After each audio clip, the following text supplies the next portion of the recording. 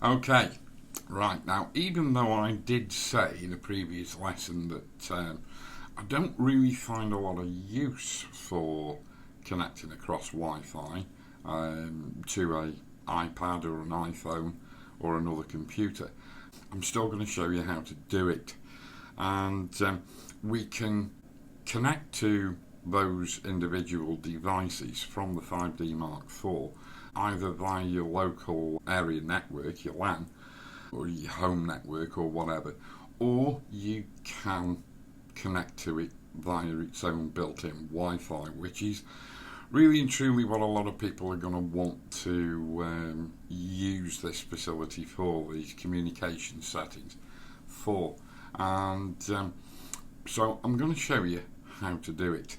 So we need to come to tab 4 on the setup menu and come down to communication settings, and we press the set button to enter, and we need to come into built-in wireless settings and we need to enable it. Now this is already enabled, so what I actually need to do is to disable it first. Yeah, I know. It sounds weird, doesn't it? And then I need to come and enable it. Now, before I actually enable it, we can see we've got this info, allow for NFC connections. Now, the NFC connections, if you're connecting to an Android device, you do need to keep this checkbox ticked. If you're connecting to an iPhone or an iPad, theoretically you can press the info button and uncheck it because you don't need the NFC connections. That's in theory.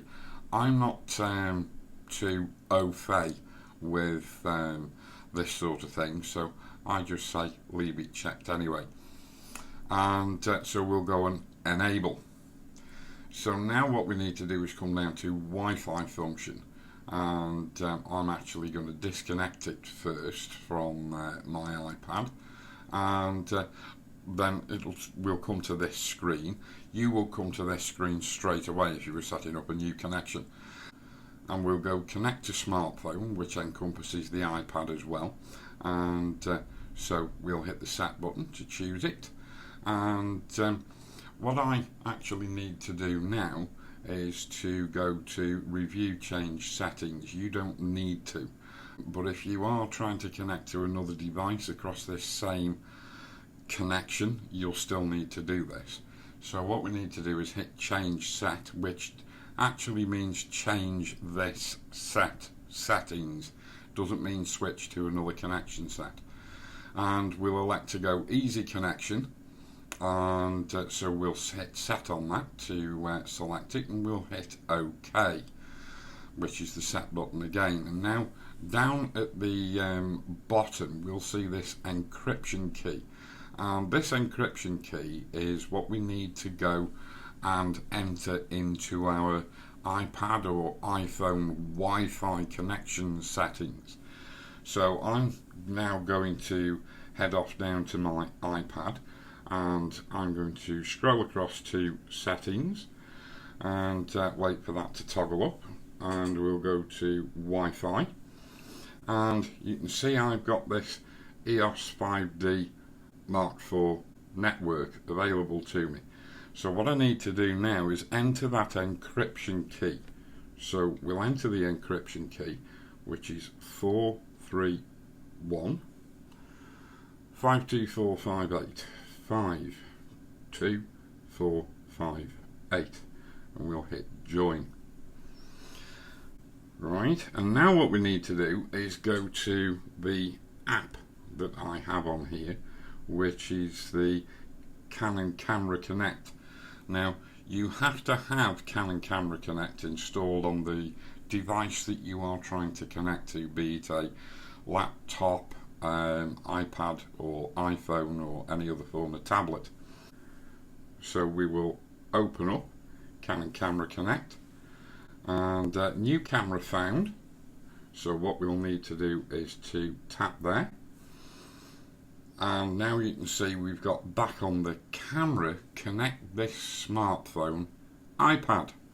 So what we do is we go back to the camera and we press the set button to select OK, and there we are. Now the connection is established, and here we are inside the Camera Connect. And if I tap on images on camera, now we can see that I've got access to a raw file here. Now it is going to take some time to transfer across the network, but there we go. And you know, you can review your images that you've already got. It will send, I seem to manage to send raw files across this network, but it does take a while. So if you want to record RAW plus JPEG, and then you can send the JPEGs across here, and you know, you could have a client sitting across the other side of your studio, and he'd be able to see the pictures that you're shooting on an iPad that he's holding on his knee or wherever else he cares to hold it.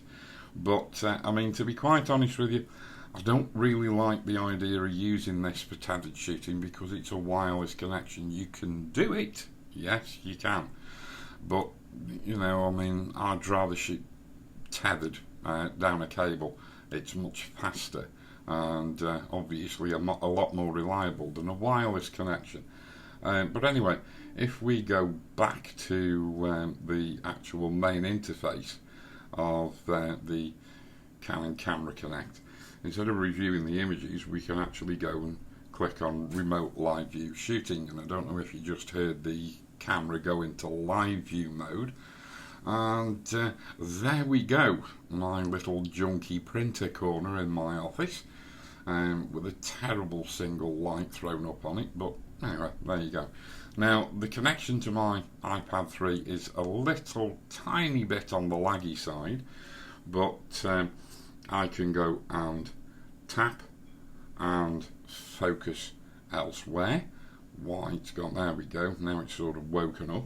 Or I can come back and focus on the camera. Yes, and do all sorts of wonderful things in here. And of course we can take a picture and go back to our main screen for Canon Camera Connect and go and review images. And there's a shot that we've just this very second taken.